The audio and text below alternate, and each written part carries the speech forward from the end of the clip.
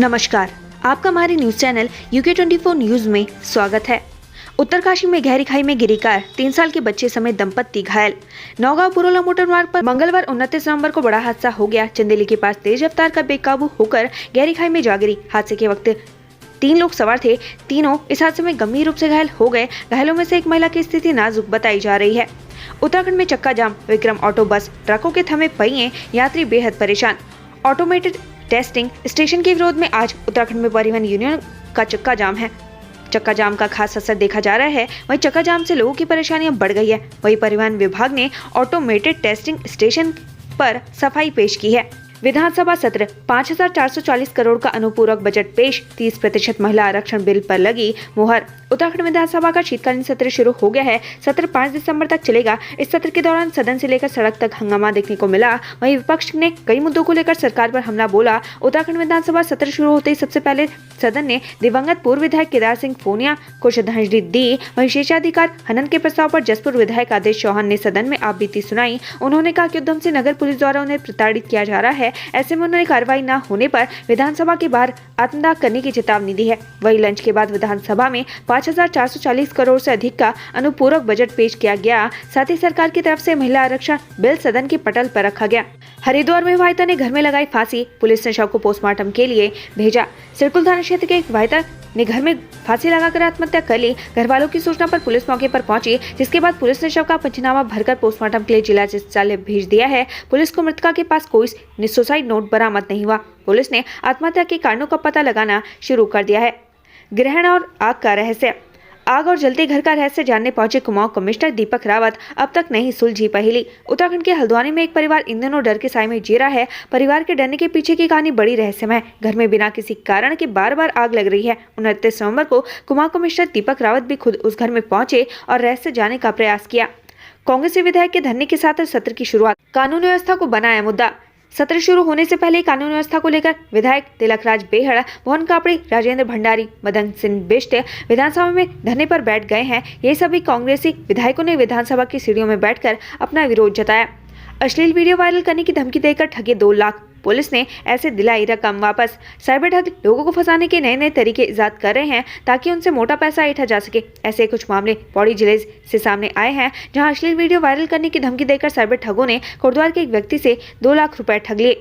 हरिद्वार में जब हाईवे आधम के गजराज, लोगों की थमी रही सांसें। हरिद्वार में राजाजी नेशनल पार्क से लगे इलाकों में आए दिन हाथियों की धमक से लोग परेशान रहते हैं। सबसे ज्यादा समस्या उस समय होती है जब हाथी हाईवे पर निकल आते हैं। ऐसे समय लोगों की सांसें थमी रहती है। हरिद्वार में नजीबाबाद नेशनल हाईवे पर हाथी आ गया था। हल्द्वानी सफाई कर्मचारी की हड़ताल का 5वां दिन। समर्थन में पार्षद ने निकाली मेयर की शव यात्रा। नगर निगम हल्द्वानी में सफाई व्यवस्था ठप हो चुकी है। सफाई कर्मचारियों की हड़ताल को अब पार्षदों का भी समर्थन मिलने लगा है। मंगलवार 29 नवंबर को पार्षद रोहित ने मेयर की शव यात्रा निकाली और साफ किया कि जब तक सफाई कर्मचारियों की मांग पूरी नहीं होगी, उनका आंदोलन जारी रहेगा। चीन सीमा पर हेलीबॉर्न ऑपरेशन। उत्तराखंड में भारत अमेरिकी सेना का संयुक्त युद्ध अभ्यास हेलीबॉर्न ऑपरेशन को दिया जाएगा अंजाम। उत्तराखंड के औली में भारत और अमेरिका की सेनाओं के बीच मिलिट्री एक्सरसाइज युद्धाभ्यास 2022 जारी है। यह युद्धाभ्यास हर साल होता है। इस बार उत्तराखंड के औली में हो रहा है।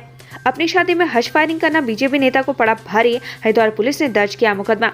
उत्तराखंड के हरिद्वार जिले में पुलिस ने बीजेपी के बड़े नेता पर मुकदमा दर्ज किया है। बीजेपी नेता और पार्षद हारून खान पर आरोप है कि उन्होंने अपनी शादी में लाइसेंसी बंदूक से फायरिंग किया है, जिसका वीडियो भी वायरल हो रहा है। अच्छी पहल। हरिद्वार के इस मदरसे में संस्कृत और हिंदी की भी दी जा रही तालीम। हरिद्वार के दारुल उलूम रशीदिया ईदगाह मदरसा में संस्कृत और हिंदी भी पढ़ाई जा रही है। NCERT किताब की मदद से संस्कृत भाषा का प्रयोग किया जा रहा है ताकि बच्चे उर्दू के अलावा संस्कृत भाषा का भी प्रयोग भविष्य में आजीविका के लिए कर सके। सीएम धामी के गृह क्षेत्र में भूमाफियाओं के खिलाफ चला अभियान। प्रशासन ने अवैध निर्माण किया ध्वस्त। मुख्यमंत्री पुष्कर सिंह धामी के निर्देश पर प्रदेश भर में भूमाफियाओं के खिलाफ अभियान चलाया जा रहा है। प्रशासन में सोमवार को खटियामा में सरकारी जमीन पर किए गए अवैध निर्माण को ध्वस्त किया गया। हल्द्वानी में विज्ञान महोत्सव का आयोजन। रजत ने बनाया किसानों के लिए एक अनोखा हल। हल्द्वानी में राज्य स्तरीय विज्ञान महोत्सव का आयोजन किया गया, जिसमें प्रदेश भर से सैकड़ों स्कूली छात्रों ने भाग लिया। इस दौरान अपने आविष्कारों के साथ बाल वैज्ञानिक इस विज्ञान महोत्सव में पहुंचे। इसमें पौड़ी गढ़वाल जिले से आए रजत कोहली के द्वारा बनाए हल आकर्षण का केंद्र रहा। ये हल एक साथ 6 काम करता है। साथ ही इस हल को चलाने के लिए केवल एक बैल की जरूरत पड़ती है। दोस्त ने नशे में दी गाली तो उतार दिया मौत के घाट। पहचान छिपाने के लिए पत्थर से कुचला चेहरा।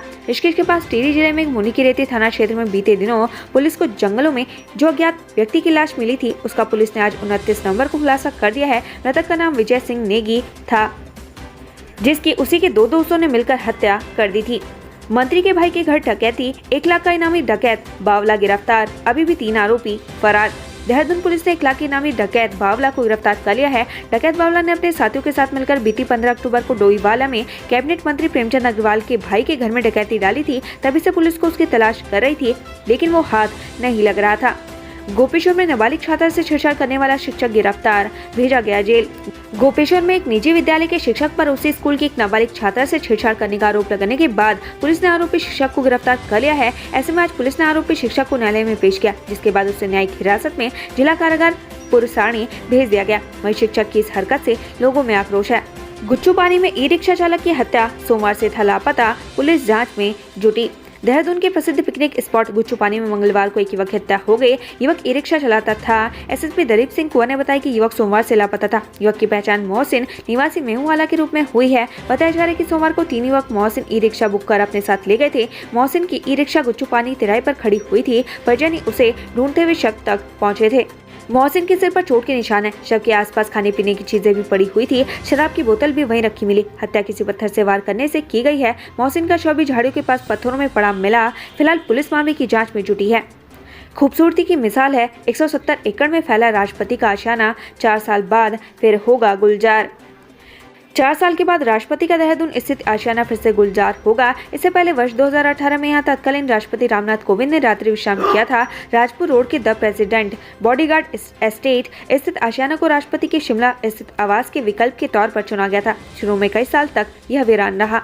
वर्ष 1998 में तत्कालीन राष्ट्रपति के.आर. नारायण यहाँ ठहरे थे। इसके बाद वर्ष 2016 में तत्कालीन राष्ट्रपति प्रणब मुखर्जी यहाँ ठहरे थे। फिर वर्ष 2018 में तत्कालीन राष्ट्रपति रामनाथ कोविंद ने यहाँ रात्रि विश्राम किया था। अब करीब 4 साल बाद फिर आशियाना में रौनक दिखने लगी है। सफाई का सिलसिला तेज हो गया है। राष्ट्रपति द्रौपदी मुर्मू के रात्रि विश्राम के लिए पूरी तैयारियां चल रही हैं। स्टेपनी खराब तो भी वाहन फिटनेस में होंगे फेल, 30 पैमानों पर खतरा उतरने की चुनौती।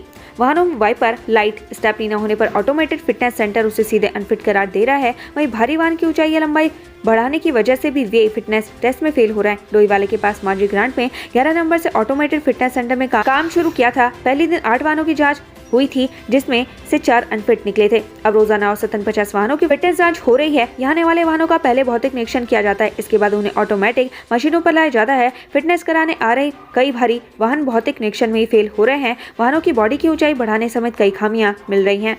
पलायन का मुंह छुड़ाता कलूड़ गाँव, ग्रामीणों ने मनाई दूसरी गोल्डन जुबली। उत्तराखंड के पहाड़ी जनपदों के गांव बेरोजगार और सुविधाओं के अभाव में पलायन का दर्द झेल रहे हैं, लेकिन इन सब के बीच एक ऐसा गांव है जो पलायन का मुंह चढ़ाता नजर आ रहा है। पौड़ी जिले का कलूड़ गांव अपनी 200 वर्षगांठ मनवा रहा है। यह आज भी 80% परिवार गांव में खेती और पशुपालन करके अपनी आजीविका चला रहे हैं। उत्तराखंड से संबंधित ऐसी ही खबरें पाने के लिए हमारे चैनल को लाइक व सब्सक्राइब जरूर करें। धन्यवाद।